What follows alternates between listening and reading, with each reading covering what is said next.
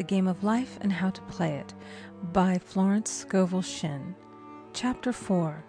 The Law of Non-Resistance. Resist not evil, be not overcome of evil, but overcome evil with good. Nothing on earth can resist an absolutely non-resistant person. The Chinese say that water is the most powerful element because it is perfectly non-resistant. It can wear away a rock and sleep away all before it. Jesus Christ said, "Resist not evil," for he knew in reality there is no evil, therefore nothing to resist. Evil has come of man's vain imagination, or a belief in two powers, good and evil.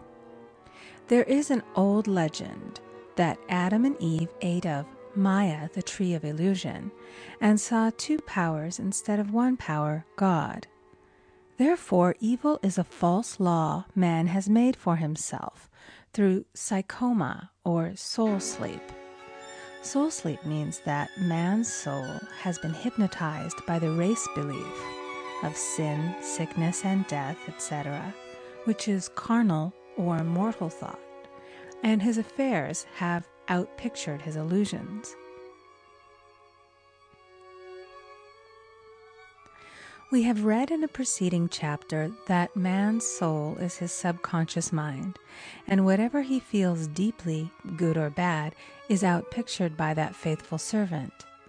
His body and affairs show forth what he has been picturing. The sick man has pictured sickness, the poor man poverty, the rich man wealth. Young people often say, "Why does a little child attract illness when it is too young to even know what it means?"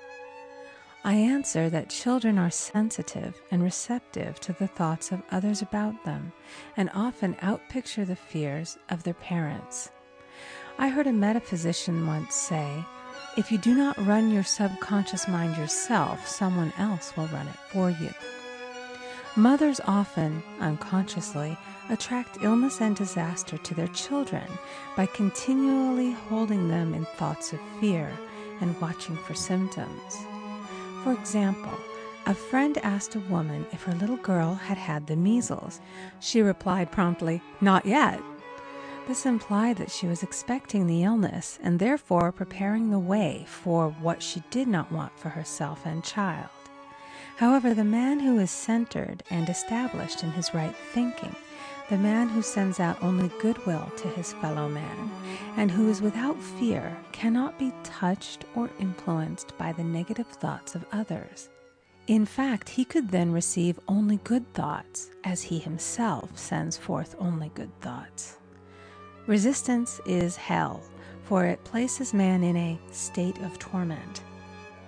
A metaphysician once gave me a wonderful recipe for taking every trick in the game of life.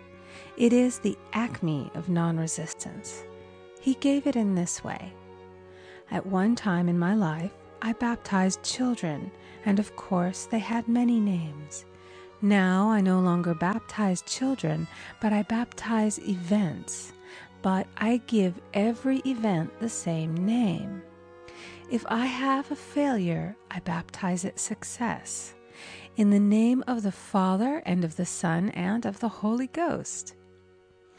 In this we see the great law of transmutation, founded on non-resistance. Through his spoken word, every failure was transmuted into success. For example, a woman who required money, who knew the spiritual law of opulence, was thrown continually in a business way with a man who made her feel very poor. He talked lack and limitation, and she commenced to catch his poverty thoughts. So she disliked him and blamed him for her failure. She knew in order to demonstrate her supply, she must first feel that she had received. A feeling of opulence must precede its manifestation. It dawned upon her one day that she was resisting the situation and seeing two powers instead of one. So she blessed the man and baptized the situation. "Success," she affirmed. As there is only one power, God, this man is here for my good and my prosperity, just what he did not seem to be there for. Soon after that, she met, through this man, a woman who gave her, for a service rendered, several $1,000s, and the man moved to a distant city and faded harmoniously from her life. Make the statement, "Every man is a golden link in the chain of my good, for all men are God in manifestation, awaiting the opportunity given by man himself to serve the divine plan of his life. Bless your enemy, and you rob him of his ammunition. His arrows will be transmuted into blessings." This law is true of nations as well as individuals. Bless a nation, send love and goodwill to every inhabitant, and it is robbed of its power to harm. Man can only get the right idea of non-resistance through spiritual understanding. My students have often said, "I don't want to be a doormat." I reply, when you use non-resistance with wisdom, no one will ever be able to walk over you. Another example. One day I was impatiently awaiting an important telephone call. I resisted every call that came in and made no outgoing calls myself, reasoning that it might interfere with the one I was awaiting. Instead of saying, "Divine ideas never conflict, the call will come at the right time," leaving it to infinite intelligence to arrange, I commenced to manage things myself. I made the battle mine, not God's, and remained tense and anxious. The bell did not ring for about an hour, and I glanced at the phone and found the receiver had been off that length of time, and the phone was disconnected. My anxiety, fear, and belief in interference had brought on a total eclipse of the telephone. Realizing what I had done, I commenced blessing the situation at once. I baptized it success and affirmed, "I cannot lose any call that belongs to me by divine right. I am under grace and not under law." A friend rushed out to the nearest telephone to notify the company to reconnect. She entered a crowded grocery, but the proprietor left his customers and attended to the call himself. My phone was connected at once, and 2 minutes later I received a very important call, and about an hour afterward, the one I had been awaiting.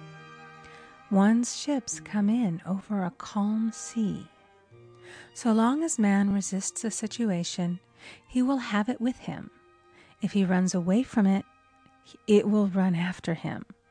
For example, I repeated this to a woman one day, and she replied, "How true that is. I was unhappy at home. I disliked my mother, who was critical and domineering. So I ran away and was married. But I married my mother, for my husband was exactly like my mother, and I had the same situation to face again. Agree with thine adversary quickly." That means agree that the adverse situation is good. Be undisturbed by it, and it falls away of its own weight. "None of these things move me" is a wonderful affirmation. The inharmonious situation comes from some inharmony within man himself. When there is in him no emotional response to an inharmonious situation, it fades away forever from his pathway. So we see man's work is ever with himself. People have said to me, "Give treatments to change my husband or my brother."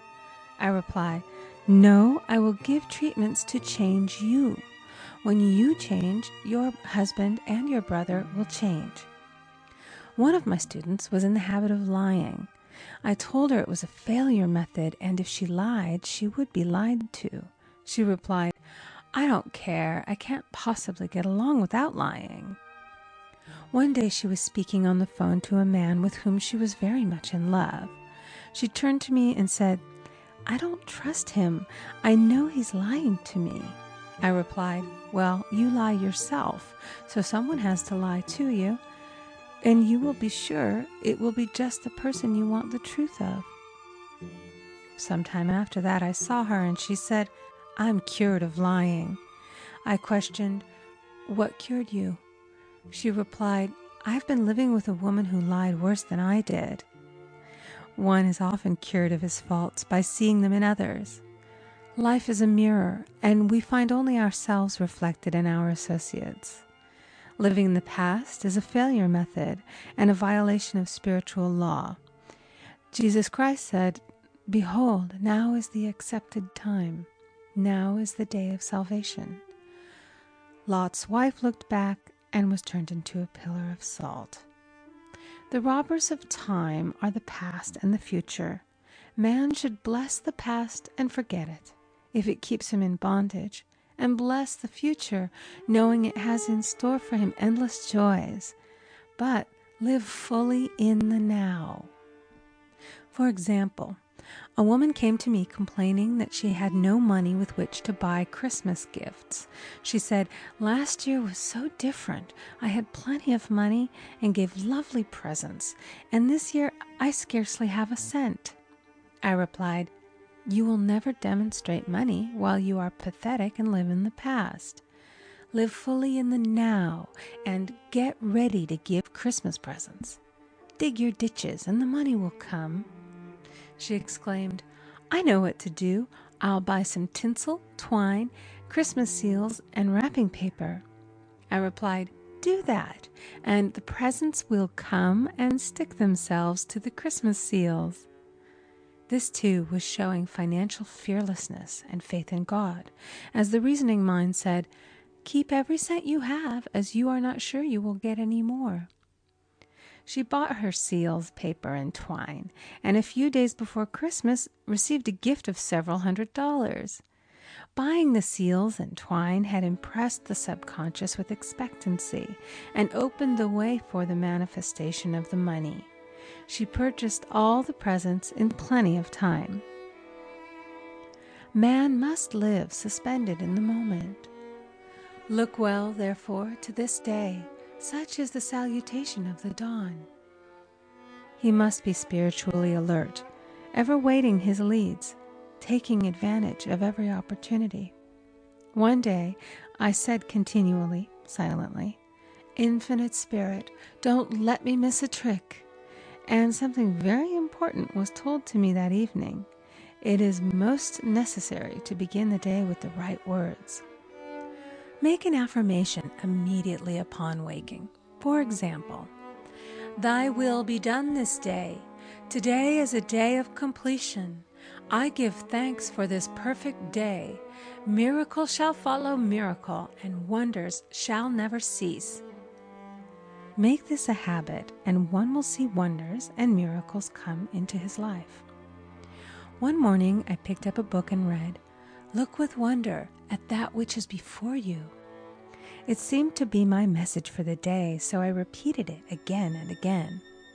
Look with wonder at that which is before you. At about noon, a large sum of money was given to me, which I had been desiring for a certain purpose. In the following chapter, I will give affirmations that I have found most effective. However, one should never use an affirmation unless it is absolutely satisfying and convincing to his own consciousness. And often, an affirmative is changed to suit different people. For example, the following has brought success to many. "I have a wonderful work in a wonderful way. I give wonderful service for wonderful pay." I gave the first 2 lines to one of my students, and she added the last 2. It made a most powerful statement, as there should always be perfect payment for perfect service, and a rhyme sinks easily into the subconscious.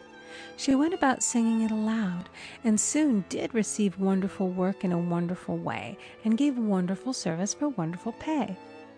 Another student, a businessman, took it and changed the word to business. He repeated, "I have a wonderful business in a wonderful way, and I give wonderful service for wonderful pay." That afternoon, he made a $41,000 deal, though there had been no activity in his affairs for months. Every affirmation must be carefully worded and completely cover the ground.